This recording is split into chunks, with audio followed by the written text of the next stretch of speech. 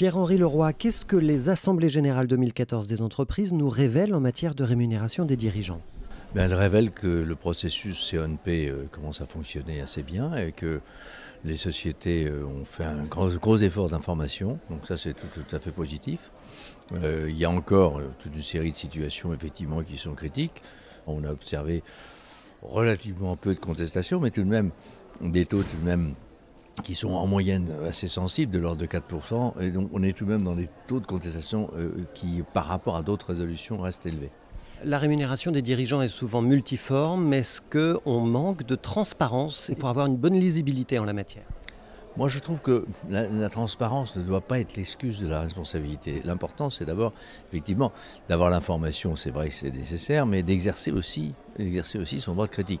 Si on n'a pas l'information, on vote non. C'est aussi simple. Donc, si vous voulez, on ne peut pas se lamenter. C'est vrai qu'il y a des sociétés comme Renault qui ne donnent toujours pas l'information sur la nature de la rémunération du président. On a vu Carrefour qui n'a pas donné l'information sur le bonus. On a vu des sociétés dont les explications n'étaient pas très convaincantes. Chez Total, par exemple, pour le bonus du président, on ne peut pas très convaincant. Bon, mais le fond de la chose, si vous voulez, c'est que l'actionnaire reste capable d'exprimer son désaccord et il faut qu'il le fasse si nécessaire. Est-ce que la question de la rémunération des dirigeants finalement ne pose pas aussi la question de la répartition des profits de l'entreprise entre les dividendes, leur achat d'actions, l'investissement de l'entreprise? À l'évidence pour nous, si vous voulez, les rémunérations abusives sont le résultat d'hyperconcentration dans les grands groupes, si vous voulez. Donc c'est un vrai sujet.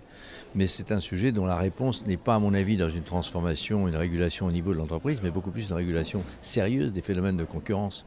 C'est-à-dire que c'est l'abus des positions dominantes qui permettent aussi à des sociétés de servir des rémunérations complètement aberrantes.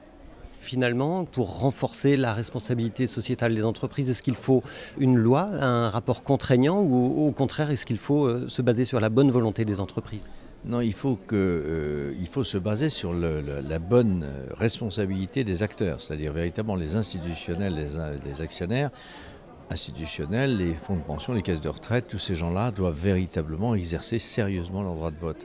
Il est complètement aberrant, nous l'avons dit chez nous, de dépasser un plafond comme raisonnable. Nous avons fixé ça à 240 SMIC, ça fait tout de même 4,8 millions d'euros. Au-delà de 4,8 millions d'euros, je ne vois pas ce qu'un salarié peut prétendre avoir mérité. C'est scandaleux de voir qu'il y a encore une dizaine de rémunérations versées en France qui dépassent ce plafond.